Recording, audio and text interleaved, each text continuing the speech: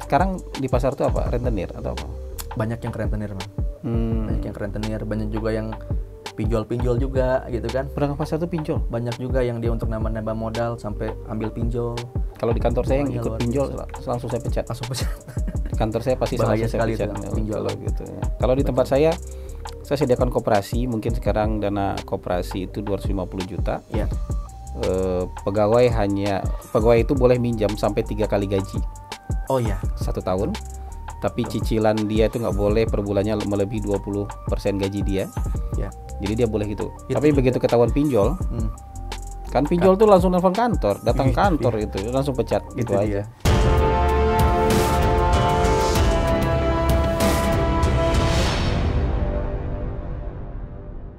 Baik, assalamualaikum warahmatullahi wabarakatuh. Kita berjumpa lagi dalam siaran mikrofon Hasan Nasbi. Sekarang sudah masuk ke episode 151. Dan ini juga episode kelima untuk caleg pilihan mikrofon. Dan sekarang saya sudah kedatangan tamu nih, ya. Kedatangan tamu seorang caleg muda lagi. Dan ini bukan di setting ya, ini karena pendaftaran ya. Karena kita lihat biodata, ceritanya, kenapa harus tampil di mikrofon Hasan Nasbi, dan dari sisi usia. Dan yang sekarang yang terpilih kembali dari partai berwarna kuning. Sekarang kita sudah kedatangan seorang caleg DPRD DKI dari Partai Golkar, namanya Al Hadid. Siap, ya. Bang. Al Hadid ya, apa kabar Al Hadid? Alhamdulillah sehat, Bang. Terima kasih ya sudah datang di studio Terima mikrofon kasih banyak sudah ya. mengundang kita. Terima kasih. Al Hadid ini caleg dapil mana? Dapil 5, Bang. Caleg dapil 5 DPRD DKI. DPRD DKI. Untuk daerah pemilihan Jatinegara, Kramat Jati, dan Durensawit. Wah, ini sama dengan Rian Ernest Sama nih. dengan Bang Rian. Iya. Insya Allah. Ini berkompetisi kah dengan Rian Ernest atau baik-baik aja hubungan atau Kita agak tegang rebutan wilayah gitu? sangat-sangat baik, Bang, hubungan saya dengan Bang Rian Ernest. Karena Karena rebutan wilayah ya? Enggak. Dan kebetulan kita juga sama Bang Rian berada di satu alumni Golkar Institute nih. Kita sama-sama dari Golkar Institute. Iya, ini Dari- Golkar Institute ya. Ah. Batch berapa Golkar Institute? Saya batch 4. Saya udah ngajar belum tuh ya? Kayaknya belum. Belum ya, batch 4 saya belum ngajar Batch 4 kayaknya. belum, ya. Kayaknya saya ngajar batch 6 ya. Jadi bisa dibilang saya seniornya Rian ya. Oh, Rian seniornya. batch berapa dia? 10 atau 11? Iya. Oh, ini alumni Golkar Institute nih. Iya. Jadi Golkar itu punya sekolah sendiri ya, institut sendiri yang mencetak kader-kader calon pemimpin masa depan. Dari sekarang dicetaknya, itu namanya Golkar Institute. Sekarang mungkin sudah batch 12 kali ya. Masuk ke 14 kalau nggak Masuk salah. 14 ya? Masuk ke 14. Masuk Jadi ke 14 ya. tiap tahun terus, tiap bulan ada terus. Iya, setiap bulan ada terus. Setiap bulan Saya ada terus. kayaknya cuma 2 terakhir saya absen ngajar. 1 atau 2 terakhir saya absen ngajar, saya kasih ke CEO Cyrus Network yang ngajar. Oh, CEO ya. Ya karena sudah ini kejar-kejaran sama waktu jadi Makin agak padat, Bang. makin 2024 padat. semakin dekat. Sebelum-sebelumnya saya masih rutin ngajar di Golkar Institute. Waduh. Iya. Kelewatan saya. Iya. Kayaknya batch 5 atau batch 6 saya mulai ngajar sampai batch iya. 12 kayaknya saya ngajar itu. Siap. Iya, di Golkar Institute Iya. ya. Nah, ini Al Hadid usia berapa sekarang nih? Tahun ini masuk 33 tahun. 33 tahun. 33 tahun. Namanya pendek sekali atau ada singkatan, ada kepanjangannya? Ada nama panjang nggak ada? Tidak ada. Alhamdulillah namanya cuma 8 huruf, Bang. Al Hadid gitu ya. Dari surat Al Hadid Al-Qur'an. marganya apa gitu nggak ada? Nggak ada marganya, alhamdulillah. Al Hadid Saya Betawi apa asli. Nggak ada Al-Habsyi atau Asegaf, nggak ada. Nggak ada ya? Nggak ada. Gitu. Oh, jangan Al Hadid nanti jadi marga nih. Kalau Mudah-mudahan anaknya dikasih ke nama depan. nanti jadi ini. Ada Al Hadid di belakangnya. Al Hadid ini nama dari Al-Quran ya? Dari nama Al-Quran. Ini apa artinya ini? Artinya besi, Bang. Oh, besi. Artinya besi. Besi. Ya. Jadi Quran surat apa? nomor 57, Nah, itu Al-Hadid artinya besi. besi. Itu Ya. apa motivasinya dikasih nama besi itu apa itu? Mungkin dari orang tua saya juga berharap supaya anaknya ini ntar ke depan bisa tangguh lah, kuat seperti besi, Bang. Oh. Harapannya seperti itu, Tangguh mudah-mudahan. kuat seperti besi gitu ya. Ada juga orang kasih nama anak Haidar gitu, motivasi sama. Supaya tangguh juga kayak Supaya singa tangguh gitu. juga kayak Oh iya, Haidar singa. Mungkin itu. Nama adalah doa, Bang. Nama adalah doa. Nama Iya, adalah iya. doa. Usia 33, masih sangat muda. Ya. Dulu kuliah di mana? Kuliah S1? di UNS Solo. Oh, di Solo. UNS Solo. Di kampungnya Pak Jokowi nih. Kampungnya Pak Jokowi. Iya, Jadi, UNS Solo itu jurusan apa? jurusan teknik sipil. Teknik sipil, ya. Kebetulan Pak Jokowi juga pas jadi wali kota saya di sana. Gitu. Oh, gitu. Tapi Jadi, tahun berapa kuliah dulu tuh? 2008 sampai 2013. Iya, masih. Masih di situ. Kan Sampai- 2012 baru Jakarta. Jadi pas banget tuh periode keduanya Periode Pak Jokowi. kedua Pak Jokowi ya. Iya. Nah, habis lulus S1 kuliah lagi atau kerja? Abis lulus S1 sempat S2 bang. S2. Sempat S2 di Jerman. Oh, di Jerman? Di Jerman. Wah, ini alumni Jerman nih. Iya, di kota Munchen. Munchen. Di kota Apa universitasnya?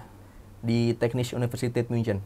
Oh, di TUM. Universitas Teknik Munchen. Munchen. Iya, iya, iya. Jadi Ya. singkatannya TUM. Kirain main bola di Munchen. Sempat main bola juga. Ikut ininya, ikut apa ya, UKM-UKM-nya lah di sana. Sempat main bola. Di sana ngambil jurusan yang sama? Kita di sana ngambil environmental engineering, Teknik lingkungan. teknik lingkungan. Sampai selesai? Sampai selesai. Sampai selesai. Iya, iya, iya, iya. Terus di berapa tahun tuh di Jerman? 2 tahun. 2 tahun. 2 tahun. Sempat kerja nggak? Nggak sempat kerja. Nggak Jadi sempat kerja. pas kita selesai itu kebetulan orang tua di Jakarta sakit. Sakit. Nah, jadi kita harus dipanggil pulang untuk mengurus beliau dan untuk mengurus bisnis keluarga juga. Oh, bisnis keluarga. Kita ada bisnis keluarga. Apa bisnis keluarga kalau boleh tahu? Bisnis kita di bidang kontraktor migas. Kontraktor migas. Kontraktor migas. Boleh lebih spesifik apa itu? Ngapain? Jadi kita mengerjakan instalasi gasnya di PGN, di Pertamina. Pipa. Pipa. Pipa gas itu dari besi Dari atau besi. apa dari fiber nih? Dari besi Oh, ada, dari besi. dari Makanya namanya PE Al-Hadid. juga ada, dari plastik juga ada. Dari plastik ada juga. Ada juga. Jadi mungkin nama Al-Hadid itu ini ya. Biar jadi tukang pipa ini. Iya. Kebetulan mungkin Bang. Kebetulan sekarang gedenya jadi tukang besi Bang. Tukang pasang-pasang pipa ya. Jadi tukang besi. Ini pasang pipanya ke mana nih? Ke gedung kantor atau ke Ada banyak ke industri, industri? pabrik, ke rumah tangga juga ada, ke komersil, Hmm. ke hotel gitu, banyak. Jadi ini membangun infrastruktur baru Membangun infrastruktur baru untuk ke konsumen ya. untuk ke konsumennya. Ya, Lebih ini- ke hilir Bang. Ini kerjasama berarti dengan Kerjasama PGN. dengan PGN. Iya, iya, iya. Dengan Ada yang PGN, ke rumah-rumah dengan juga. BUMN. Ada yang ke rumah-rumah juga. Di dapil nggak? Di dapil alhamdulillah. kebetulan. Alhamdulillah ya. Jadi beberapa kali kita pasang ada di dapil juga. Iya, iya. Jadi menyalurkan gas, pipa gas ke rumah-rumah konstituen di dapil. Sekaligus canvassing juga kita. Tapi ya itulah, kita main tipis-tipis aja, jangan Iya. terlalu banyak, jangan terlalu hard kita mainnya. Iya, iya, iya. Kita main tipis-tipis sambil sosialisasi gas juga. Tapi ini sambil bisnis kita yang bagus. memperkenalkan diri. Yang kayak gini-gini tuh bisnis yang bagus. Alhamdulillah Bang, ada Bisnis yang bagus, ya. Untuk sustain kita ada. Iya, iya. Saya dengar di Dapil 5 ya, Dapil Al-Hadid bikin yayasan katanya. Iya, kita punya yayasan sosial Bang. Apa nama yayasan? Namanya Al-Hadid Center. Oh, Al-Hadid Center. Kaosnya Bang. Oh, itu kaosnya Ini Al-Hadid kaosnya, Center gitu. ya, Jaketnya Al-Hadid kuning tapi dalamnya Al-Hadid Dalamnya Center. Al-Hadid Center, Iya, gitu. kayak organisasi-organisasi jamaah gitu ya. Namanya Al-Hadid Iya, Center. ada gitu. Al-Hadidnya. Tapi belakangnya center. Jadi bule agak-agak ada bulenya juga gitu. Apa kerjanya Al-Hadid Center ini ngapain? Iya, jadi kita sudah berjalan dari tahun 2020, Bang Hasan. 2020 berarti 3 tahun Ya, sekarang. sudah terjalan 3 tahun Oke. dan memang ini untuk menyalurkan program-program CSR dari perusahaan kami. Hmm. Jadi selama ini memang kami sudah berjalan untuk CSR ke masyarakat. Hah? Lalu di tahun 2020 kita institusionalisasikan menjadi sebuah yayasan supaya lebih tertata rapi. Iya, iya, iya. Lalu di sini kita turun ke masyarakat di bidang kesehatan juga, Hmm. di bidang sosial kemasyarakatan, di pendidikan juga kita turun. Boleh cerita nggak kalau dibilang kesehatan ngapain? Al-Hadid Center ini ngapain kalau di Kalau untuk kesehatan, Di kesehatan. yang pertama kita menyediakan ambulans gratis, Bang Hasan, untuk masyarakat. Ngasih Punya ambulan? kita sendiri, ya. berapa ambulan kalian punya? Sementara masih satu. Satu ambulan. Masih satu ambulan punya kita. Hah? Itu kita wakafkan untuk masyarakat secara gratis. Apa itu ditelepon sama masyarakat minta pakai nanti dikirim ke masyarakat? Kita kirim langsung. Ambulan buat orang sakit. Buat orang sakit dan Orang untuk meninggal. meninggal juga bisa. Lalu Oh, untuk iya. orang meninggal, untuk yang tidak punya kain kafan atau pemandian jenazah itu kita sediakan juga. Oh. Kita punya tim yang ready. Iya, iya, iya. Oh, berarti timnya seperangkat ini, nggak cuma ambulan dong? Nggak cuma ambulan, ada supir, pemandian jenazah, kita juga punya. Iya, iya, iya. Dan itu digunakan oleh warga Digunakan oleh warga, alhamdulillah. tiap Bang. hari. Tiap hari. Jadi banyak sekali warga yang terbantu, alhamdulillah, Hmm. dari program kita ini. Mereka taunya bisa nelpon ke Al-Hadid Center gimana? Tahu? Jadi kita kasih kartu nama Bang. Kita Ah. punya kartu nama, kita berikan ke masyarakat. Kalau butuh bantuan atau apa-apa, silakan hubungi kartu nama ini. Lalu Iya. kita juga ada di ambulans itu kita tulis nomor hotline-nya. Oke. Jadi kalau warga ada yang mau membutuhkan, Ada yang butuhkan. silakan hubungi itu. Tapi itu hanya untuk warga yang di sekitar dapil atau di luar dapil juga sering Kita kontak? terbuka terbuka. untuk seluruh warga masyarakat, baik itu KTP-nya di dapil kita atau di luar, silakan. Iya, iya. Namanya kita bantu orang kan nggak mungkin kita pilih-pilih Bang. Berarti punya karyawan dong yang mengurus yayasan tuh ada dong. Ada karyawan kita. Iya, iya, iya. Ada iya. karyawan kita. Nah, di bidang sosial kemasyarakatan apa? Kita kemarin dari tahun 2020 kan kebetulan COVID lagi tinggi-tingginya tuh Bang Hasan. Betul. Kita juga beberapa kali mengadakan program sembako ke masyarakat. Jadi kita memang tiap tahun kita ada program bagi-bagi sembako ke masyarakat. Bukan untuk money politik ya Bang Hasan izin. Karena memang kita sedekah aja gitu. Dari perusahaan, dari yayasan kita sedekah ke masyarakat. Kebetulan masyarakat juga saat itu lagi susah kan Bang. Banyak yang di layoff segala banyak yang nggak kerja ya. Banyak yang nggak kerja gitu. Jadi itu kita berikan ke masyarakat. Lalu kita ada fogging juga untuk disinfektan. Kita bikin program fogging disinfektan, pembagian masker secara gratis, pembagian hand sanitizer secara gratis. Kerjasama dengan kelurahan-kelurahan. Nggak bikin acara buat anak-anak muda. Event buat anak-anak muda kita kerjasama juga beberapa kali dengan Karang Taruna. Dengan Karang Taruna kita bikin acara-acara berupa mungkin lomba futsal, lomba Mobile Legend Bang. Sekarang kan anak-anak muda nih lagi hobi main e-sports nih. Ini hiburan lah ya. Hiburan daripada mereka di warung kopi nongkrong sampai malam, kita buatkan turnamennya agar dia ada sesuatu yang dikejar Bang. Ada sesuatu yang dibanggakan. Jadi kita buat program cari prestasi. Bisa dipamerin kan ke teman-teman. Itu kita buatkan juga programnya buat anak-anak muda. Nah, gitu. Kan sudah kuliah di Jerman. Kemudian pulang buat ngurus bisnis keluarga. Aktif juga di yayasan. Terus sekarang masuk partai politik nih. Insya Allah. Itu kenapa? Jadi kan ini nih apa? Memang ada keluarga politik atau gimana? Kebetulan dari keluarga kita saya yang pertama yang masuk ke politik. Oh, jadi keluarga nggak ada yang di politik semua nih? di bisnis. Di bisnis aja? Di bisnis. Iya. Ini memang kalau dari saya pribadi memang dari gerakan dari hati saya pengen membantu warga.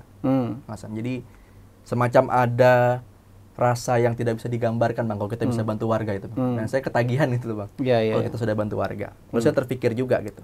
Kalau saya hanya di yayasan aja, yang saya bantu sangat terbatas Bang Hasan. Karena semua yayasan kita masih pakai dana CSR perusahaan sendiri. Jadi kenapa enggak saya masuk ke politik untuk bisa memegang anggaran, kita bisa alihkan anggaran ini ke tempat yang tepat, biar bisa membantu masyarakat lebih banyak lagi. Iya. Bang Hasan. Ini kan masuknya Partai Golkar nih. Iya. Partai yang sudah tua sejarahnya, panjang sejarahnya. Betul. Tapi bisa masuk ya? Alhamdulillah ada jalannya Bang. Ada jalannya. Susah nggak? Ada jalannya. Ada ceritanya. Susah nggak masuk Partai Golkar gimana? Alhamdulillah smooth aja Bang Hasan. Smooth ya? Smooth aja gitu. Jadi diawali waktu itu dari tahun 2020. Memang kebetulan ketua Partai Golkar Jakarta Timur itu Pak Haji Taufik Azhar adalah teman ngajinya orang tua saya. Oh, teman ngaji. Teman pengajian. Iya. Saya sering nganterin orang tua saya pengajian. Jadi jangan salah ya, orang Golkar juga ngaji. Orang Golkar juga ngaji. Ya terus.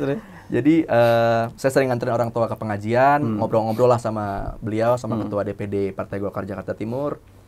Saya cerita tentang yayasan saya cerita tentang kiprah saya di masyarakat. Diajaklah oleh beliau untuk gabung, masuk yuk ke Partai Golkar yuk.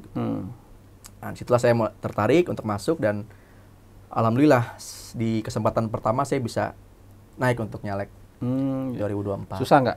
Prosedur-prosedurnya susah nggak? Syarat-syarat itu susah nggak? Syarat-syaratnya kalau diikutin nggak terlalu susah Bang. Kita ikutin aja gitu. Katanya ada syarat ngumpulin KTA. Ada syarat ngumpulin KTA, betul. Iya, susah nggak gitu itu? Enggak lah ya, kan ada bantuan yayasan kita juga. Kan ada di yayasan juga sudah punya basis masa juga di yayasan gitu dan alhamdulillah lumayan lah terkumpul. Nggak sebanyak teman-teman yang lain tapi alhamdulillah kita bisa masukin itu terkumpul. Iya. Jadi sekarang Al Hadid nomor urut 7. Nomor urut 7. Nomor urut 7. Tapi nggak kecil hati dikasih nomor urut 7. Nomor berapapun nomor yang baik Bang Hasan. Oh, gitu buat ya. saya. Yang penting kan yang dilihat di masyarakat adalah bagaimana kita turun ke masyarakat, bagaimana kita bercengkrama dengan masyarakat, kita dilihat oleh masyarakat. Track record kita jelas. Iya. Nomor urut itu hanya. Ini kan banyak nih jagoan-jagoan katanya banyak nih dapil 5 ini. Dapil 5 alhamdulillah. Ada Alia, banyak petarungnya. anaknya Pak Agung Laksono gitu ya. Iya, ada Bang Rian Ernest juga. Ada Rian Ernest. Iya. Ada anaknya Pak Bambang Wiyogo. Ada Pas Biantra juga. Iya kan? Gitu. Ada juga tokoh HMI juga, Mas Agus Harta. Ada Agus Harta. Nah itu gimana tuh mensiasati itu supaya lebih optimis bisa terpilih itu gimana tuh? Jagoan banyak nih. Kalau dari kita sih alhamdulillah Bang, selama itu masa satu partai kita sangat komunikasi intensif. untuk koordinasi supaya jangan sampai kita jadi nggak ada selek-selekan antar caleg, nggak ada nih ya? Nggak ada, nggak ada ya, iya. Saya nggak tahu ya bang di tim di bawah ya bang. Iya. Biasanya yang selek itu tim di bawah bang. Oh gitu. Tim-tim yang pasang spanduk, yang pasang baliho itu suka selek bang gitu. Tapi kalau kita dari calegnya sendiri, alhamdulillah komunikasi semua baik, lancar dan kita saling koordinasi kok. Saling koordinasi. Iya. Jadi yang kan pilihan partai banyak nih, selain tadi kedekatan dengan keluarga. Iya, tapi apa pernah mempertimbangkan partai lain? Belum pernah. Jadi selama ini yang di hati masih Golkar. Golkar ya. Masih Golkar. Nah, ketika ditawarkan itu setelah atau sebelum ikut Golkar Institute? Sebelum ikut Golkar Institute. Jadi saya ditawarkan partai Golkar itu tahun 2020. 2020 udah nyari caleg. 2020 sudah mulai nyari caleg. Sudah mulai ada bibit-bibitnya sudah mulai. Jadi memang kita mempersiapkan caleg-caleg ini jangka panjang, nggak hanya di ujung aja kita rekrutmen, tapi memang sudah diadakan scouting dari jauh-jauh hari. Talent scoutingnya bagus nih. Dari pengumpulan KTA juga satu, yang kedua juga dihitung dari seberapa sering kita di masyarakat. Itu juga dinilai bang oleh Partai Golkar. Ini caleg mau kerja nggak gitu. Habis ditawarin baru ikut Golkar Institute. Baru ikut Golkar Institute tahun 2021. Setelah ikut Golkar Institute gimana? Makin yakin? Alhamdulillah bang, saya sangat yakin ya. Apalagi Partai Golkar adalah partai yang sangat peduli dengan kadernya gitu bang. Sangat kaderisasinya jalan gitu. Jadi alhamdulillah saya makin yakin sih di Golkar dan mudah-mudahan makin banyak. Kira-kira dapat kursi nggak nanti itu di dapil ini? Katanya saya dengar Pak Taufik yang incumbent nggak maju lagi kan? Nggak maju lagi beliau. Nggak maju lagi kan? Udah pensiun. Udah pensiun. Iya. Jadi kan sini orang baru semua nih. Orang baru semua. Optimis dapat kursi nggak? Insya Allah bang. Insya Allah. Kita turun aja ke masyarakat. Kalau masalah dapat kursi itu kita serahkan sama yang berapa? di atas. 1 kursi, 2 kursi? 2 kursi target kita. Dahsyat. 2 kursi ya? Iya. 2 kursi. Jadi minimal tuh harus ada 90.000 bang. 90.000. Total suara caleg dan total suara partai. Iya. Oh dahsyat itu. Mudah-mudahan insya Allah. Tapi kebayang sama kalian yang ada di dapil itu kebayang. Kebayang. Untuk mengejar 90.000 itu kebayang ya. Karena dapil 5 luas sekali bang. Ya. Dapil 5 luas sekali. Berapa? 3 kecamatan? 3 kecamatan. Berapa pemilih? 22 kelurahan. Pemilihnya berapa? DPT-nya sekitar 800 ribuan. 400.000. Oh ya lumayan 800 lah. ribuan. Kursi 10. Kursinya 10. Kursi 10. Iya harusnya. Yang 2 kursi itu di 2019 ada PDIP, Gerindra dan PKS. Oh ada 3 partai yang 2 kursi? 2 kursi. Iya. Oh bisa lah ya. Mudah-mudahan. Coba lah bisa lah ya. Ya. Tapi 3 partai ini hari ini tuh punya capres ya, kecuali PKS ya. Kecuali PKS, Gerindra punya capres, PDIP punya capres. Iya. Kita nggak tahu lah Golkar nanti kita lihat. Mudah-mudahan cawapres bang. Mudah-mudahan cawapres ya. Iya, amin. Nah, nanti nih, kan masyarakat perlu tahu nih. Setelah duduk di DPRD, mau ngapain sih? Iya. Al-Hadid yang bisnismen dan punya yayasan ini setelah duduk di DPRD mau ngapain sih buat masyarakat? Jadi masyarakat tahu nih, oh dia mau bikin ini, makanya saya mau pilih gitu. Iya.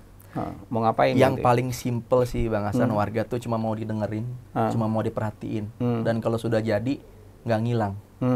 Tetap nongkrong di tengah masyarakat, tetap menangkap aspirasinya masyarakat apa, tetap reses di tengah masyarakat. Kalau selama ini ngobrol dengan masyarakat, mereka paling banyak pengennya apa sih? Rata-rata ya memang isu yang ada di dapil kita, terutama masalah lapangan kerja Bang Hasan. Lapangan kerja. Masalah lapangan kerja, lalu juga akses ke kesehatan. Akses pelayanan kesehatan yang masih bukannya Jakarta harusnya akses layanan kesehatannya sudah advance ya?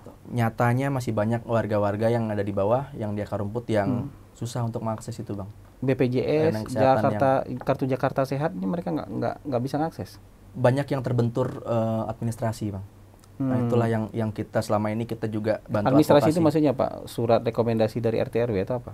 Itu yang susah, surat rekomendasi dari RT RW juga, terus tapi masih butuh itu, hari itu masih butuh itu? Masih butuh Bang. Jadi nggak langsung ketika misalnya kita udah punya BPJS dari rujukan juga dari vaskes tingkat pertama ke atas juga itu agak susah juga. Agak lama. Jadi Kalau rujukan pertama itu berarti puskesmas. Lalu yang kalau dia mau naik ke RSUD atau ke rumah sakit swasta itu yang agak susah. Tapi kalau dapilnya bukannya ini ya, vaskes tingkat pertamanya sudah bagus-bagus ya? Puskesmas Jakarta bukannya udah bagus-bagus ya? Alhamdulillah sih sudah bagus-bagus Bang, terutama RSUD-nya juga. Cuma ya itu mungkin dari masalah kapasitas juga mungkin kurang. Daya tampung. Nah itu yang harus kita dorong juga untuk sehingga mungkin menyebabkan antrian ya? Iya mungkin itu. Menyebabkan antrian kali ya? Disitulah butuh mungkin ada yang butuh dorongan dari anggota dewan. Jadi apa supaya masuk? Kalau dorongan anggota dewan kan sifatnya itu inilah nota-nota pribadi lah. Itu. Tapi kalau misalnya secara sistem apa yang harus diperbaiki? Kapasitas ditambah kita harus perbanyak kapasitas rumah atau sakit. puskesmasnya harus satu kelurahan satu puskesmas atau gimana? Mungkin ya satu kelurahan satu puskesmas. Lalu masalah ambulans juga Bang. Ambulans juga banyak warga yang masih susah mengakses ambulans. Iya. Masih mahal. Ambulans itu mahal? Dari rumah sakit mahal Bang. Sekali jalan tuh bisa jadi 2 juta 3 juta. Satu ambulan? Satu ambulan sekali jalan. Dan sementara yayasan kasih gratis? Kita kasih gratis untuk masyarakat. Nah itulah yang kita coba mau dorong. Mudah-mudahan dari Pemprov nanti bisa menyediakan tuh ambulan. Puskesmas minimal ada standby lah ambulan 5 biji kan untuk tiap-tiap RW-nya atau. Karena ada aja orang meninggal, ada aja orang yang butuh ke rumah sakit. Ya, gitu yang penting standby gitu Bang. Iya. Yang penting standby, gitu. Nggak harus ini. Yang penting standby. Lalu juga untuk pendidikan juga Bang Hasan. Kebetulan saya pengen di Komisi E Bang Hasan. Oh, pengennya Komisi E. Komisi E. Kesra. Di Kesra Pendidikan Kesehatan. Gitu. Lalu di pendidikan juga kita harus dorong pemerintah untuk memperbanyak sekolah negeri di tingkat SMP dan SMA. Karena selama ini ada bottleneck Bang Hasan. Dari SD ke SMP ke SMA itu makin sedikit. Dan ada zonasi lagi. Dan ada zonasi juga. Itu juga yang banyak warga yang sementara daya tampungnya nggak ada di sana. Daya tampungnya nggak ada. Sedangkan mereka harus ke swasta dan swasta nggak bisa terima KJP. Iya, gitu. Jadi itulah yang jadi concern kita untuk masyarakat. Gitu. Kita harus tambah lagi sekolah negerinya dan kualitas harus merata Bang. Iya. Nggak boleh adalah namanya sekolah unggulan, sekolah unggulan. Gitu. Tapi gimana image Partai Golkar di Dapil gimana? Ini kan orang suka bilang Partai Orde Baru lah, apa image-nya gimana? Gimana?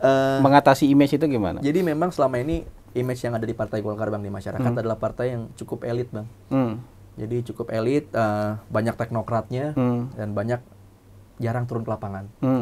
Tapi alhamdulillah pelan-pelan mulai kita rubah Bang. Mulai kita rubah paradigma ini dan alhamdulillah banyak juga nih kader-kader Partai Golkar yang mulai rajin turun ke lapangan seperti tadi Bang Rian Ernest, Bang Agus Harta juga mulai rajin mereka turun ke lapangan. Udah rajin turun ke lapangan. Rajin turun ke lapangan dan itu pelan-pelan mengubah paradigma Partai Golkar yang dari partai elit menjadi partai anak muda yang benar-benar mau kerja. Iya. Gitu. Jadi sudah mulai. Jadi kalau untuk pembiayaan kampanye apa? Self financing atau apa? Kita self financing masih. Self financing lah ya. Ada bisnis, ada apa buat self financing. Kalau bisa dibilang modal dengkul juga lah seperti Bang Rian Ernest. Ya beda dong, Rian kan nggak punya bisnis. Rian kan nggak punya bisnis. Dengkul ada iganya juga lah Bang Hasan. ada iga. Ada iganya, ada buntutnya juga. Buntut ada lah ya. Ada lah. Pelan-pelan. Iya. Semoga berhasil ya. Bismillah. Nanti di Dapil ya. Bismillah. Tapi ada ini nggak isu-isu yang apa ya? Isu-isu spesifik di lapangan itu yang sebenarnya Dapil saya berbeda loh dengan Dapil lain gitu. Atau sama aja sebenarnya. Kalau dari Dapil kita ini terutama Kramat Jati ya Bang, rumah kita gitu. Memang kan banyak sekali pasar Bang. Oh iya benar. Pasar induk ada di situ. Pasar semua itu pasar banyak. Kramat Jati ada terus di situ. Terus ke sana tuh pasar semua. Iya, sepanjang jalan. Kalau malam ya? Kalau malam itu pasar ikan tuh Bang. Pasar aja semua tuh. Itu pasar ikan tuh di jalan-jalan tuh sampai tumpah ruah itu. Dan memang concernnya mereka adalah bagaimana untuk bagaimana pedagang-pedagang ini diberikan akses ke permodalan juga. Permodalan yang bunganya mungkin ringan. Sekarang di pasar tuh apa? Rentenir atau apa? Banyak yang rentenir Bang. Banyak yang rentenir, banyak juga yang pinjol-pinjol juga gitu kan. Pedagang pasar tuh pinjol? Banyak juga yang dia untuk nambah-nambah modal sampai ambil pinjol. Kalau di kantor saya yang ikut pinjol langsung saya pecat. Langsung pecat. Di kantor saya pasti bahaya sekali pecat itu pinjol gitu. Jadi itulah yang harus kita dorong juga buat pedagang pasar, bagaimana mereka supaya bisa punya akses ke permodalan yang murah dan semua bisa dapat Bang. Semua bisa mengakses itu. Iya. Tapi kan sebenarnya BUMN juga punya ya program Mekar gitu. Mereka punya PNM gitu. Mereka punya PNM, di BRI itu nggak bisa diakses sama pedagang pasar, bisa bukannya? Agak susah Bang dan lumayan berbelit-belit. Masa? Lumayan berbelit-belit. Jadi rata-rata banyak pedagang pasar itu yang mereka ketahannya di BI checking. Benar. Mereka punya mereka nggak bankable sebelumnya, nggak bankable. Iya. Mereka punya tagihan di pinjol atau jadi nggak bankable. Itulah yang membuat bank-bank besar itu BRI nggak mau kasih. Jadi akhirnya mereka ngakses permodalan yang non perbankan. Yang non perbankan. Iya. Itulah yang nggak banyak checkingnya Bang. Cuma modal KTP bisa akses. Iya. Ini jadi masalah sistemik juga sih yang harus kita pecahkan. Iya, ini mengkhawatirkan nih. Kalau di tempat saya sediakan koperasi, mungkin sekarang dana koperasi itu 250 juta. Iya. Pegawai itu boleh minjam sampai 3 kali gaji. Oh iya. 1 tahun. Tapi cicilan dia itu nggak boleh per bulannya melebihi 20% gaji dia. Ya. Jadi dia boleh gitu. Itu Tapi juga. begitu ketahuan pinjol, kan pinjol tuh langsung nelfon kantor, datang kantor itu langsung pecat gitu aja. Karena bikin capek yang kayak gitu-gitu. Itu yang saya jalankan juga Bang di perusahaan saya sekarang. Iya. Nah, jadi pinjaman bisa 3 kali gaji, sama persis seperti Bang Hasan. 3 kali gaji. Kalau kita tanpa bunga. Iya. Tanpa bunga, pinjaman cicilan potong gaji aja. Ya kalau ini potong gaji tapi ada administrasi 3% per setahun. Oh, oke. Ke depan juga akan kita buat juga Bang koperasi ini untuk masyarakat. Iya. Kayaknya itu lebih membantu daripada ini pinjol-pinjolnya. Aduh. Iya, itu dia Bang. Buas sekali pinjol-pinjol Jadi, itu. ke depan ini kita saya udah berhentikan berapa orang di kantor total gara-gara pinjol? 5 orang? Udah 5 orang. 5 orang. Itu bahaya pinjol itu. Teman-teman jangan itu saya titip jangan ikut pinjol ya. Satu, kita nanti butuh regulasi satu. Kita butuh juga terobosan yang kedua tuh, satu regulasi, satu kedua untuk pinjol, karena buat saya itu sama sekali nggak solusi. Itu sudah jadi domestic debt-nya itu nanti nggak kira-kira dan nggak sanggup lagi dibayar oleh orang itu. Betul. Dan saya juga mempertanyakan, ini diawasi oleh OJK ini apa? Diawasi dalam bentuk apa? Jangan-jangan mereka ikut main. Jangan-jangan mereka ikut main. Jadi kan beberapa kali kemarin sempat ada yang viral tuh Bang Hasan, yang sampai bunuh diri katanya. Kan? Dan sampai tipu saudara sendiri, rekan kerja sendiri, apa segala macam, kan apapun dihalalkan kalau pinjol gitu. Nah ini pemerintah terutama OJK Bang yang harus lebih mengawasi dengan ketat Bang. Ya, ini saya punya teman satu frekuensi. Bisnismen yang tidak mengizinkan karyawannya pinjol, tapi dikasih jalan keluar. Ada bikin koperasi dalam perusahaan dan boleh pinjam tanpa bunga kalau dia malah. Saya tanpa bunga. Kalau di kantor saya ada uang administrasi per tahun tuh 3%. Jadi kalau dia cuma minjam 4 bulan, ya cuma 1% aja. 1% ya. Prorata dibagi. Prorata aja dibagi kayak gitu. Jadi harus ada orang-orang yang berani kayak gini. Nah, buat saya ini caleg yang baik nih. Karena dari sisi track record-nya di perusahaan, dia juga membangun kultur yang baik.